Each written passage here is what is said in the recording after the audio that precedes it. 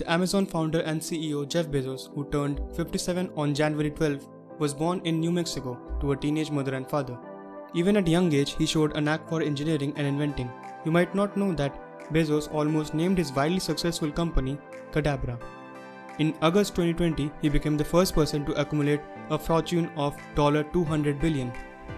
However, before becoming the richest person in the world, Jeff came from humble beginnings. The son of teenage mother and absent father, Bezos showed promise at an early age.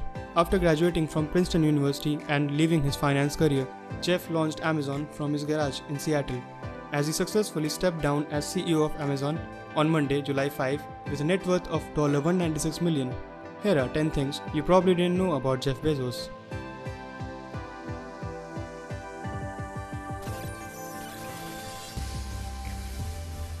His mother, Jacqueline Hewson, gave birth to him when she was a teenager. Jacqueline was barely 17 years old and a junior in high school when she gave birth to her son in 1964. At the time, her high school administrators told her that she would not be permitted to finish her education there. After she was allowed to return under strict conditions, Jacqueline graduated and later divorced from Jeff's biological father, Ted Hewson, after less than a year of marriage. Jeff was over a year old at that time. She struggled to make ends meet while working as a secretary and at one point didn't even have enough income to afford a phone. Determined to make life better for her and her son, Jacqueline enrolled in college classes with professors who permitted her to bring her infant along. It was there she met and eventually married Mike Bezos, a Cuban immigrant who would give Jeff Bezos his last name and step in as his father.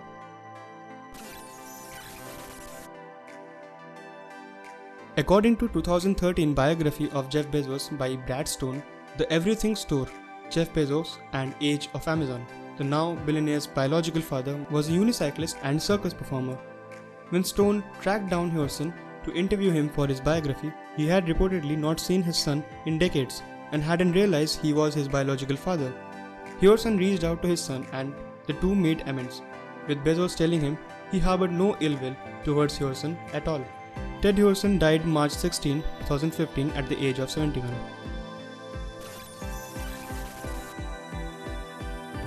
While he was in high school, Bezos launched his very first business, an educational summer camp for 4th, 5th and 6th graders called the Dream Institute. According to Insider, Bezos and his girlfriend at the time both worked at the camp and charged its 6 attendees $600 per person. Prior to starting the camp, Bezos also worked at McDonald's for a summer.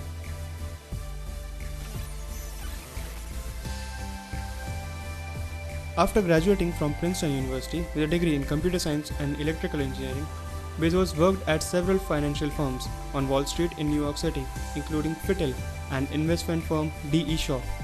Bezos worked his way up to become D.E. Shaw's youngest vice president in 1990, but left 4 years later to launch an online bookstore.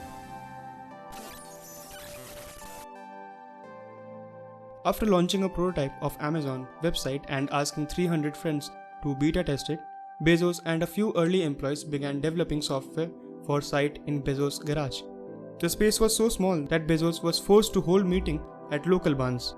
The small team later expanded their operations and began working out of a 2-bedroom house. Jeff Bezos' wife, Mackenzie Bezos, also played a large role in the founding of Amazon during the company's early years.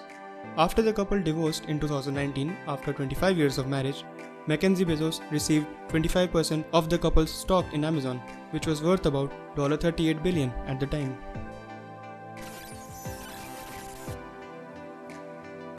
Jeff Bezos originally wanted to give his company the more magical sounding name, but was warned against doing so by Amazon's first lawyer, Todd Tabbert. Tabbert explained that the name Cadabra sounded a little too similar to cadaver, especially over the phone.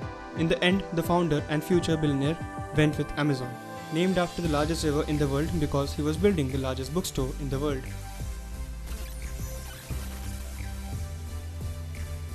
While onboarding an Aerospatiale Gazelle helicopter with his attorney, guide T.Y. Holland and pilot Charles Bella, Bezos was involved in a serious helicopter crash in West Texas and after wind blew helicopter off course. According to Insider, the helicopter landed upside down in the creek and partially filled with water. Bella, Bezos and Holland all escaped the wreck with only minor injuries. However, Bezos' attorney, Elizabeth Correll, suffered a broken vertebra from accident. Avoid helicopters whenever possible. They are not as reliable as fixed-wing aircraft, Bezos told Fast Company in 2004.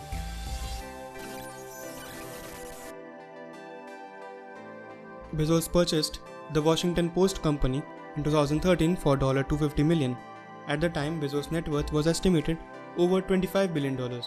Immediately following the purchase, the Post Company share rose 5.5% in after-hours trading. Under Bezos' ownership, the once struggling newspaper turned a profit in 2016, 2017 and 2018, according to CNN.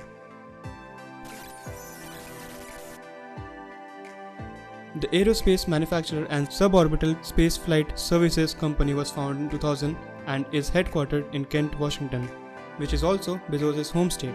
Blue Origin believes that in order to preserve Earth, our home for our grandchildren, we must go to space to tap its unlimited resources and energy.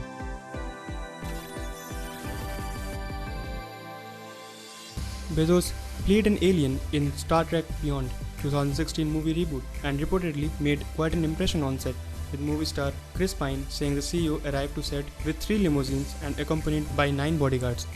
For years I have been begging Paramount, which is owned by Viacom, to let me be in a Star Trek movie. I was very persistent, and you can imagine the poor director who got the call. You have to let Bezos be in your Star Trek movie. Jeff Bezos became the self-made billionaire in 1999 and retired with a net worth of about $196 billion. There are many things to learn from Jeff, but one of the prominent lessons that Jeff showcased over the years is that rather than predicting our future, we should create it. That's all I had for this video. Hope you enjoyed. Don't forget to hit the like button and also do subscribe to my channel. I'll see you soon.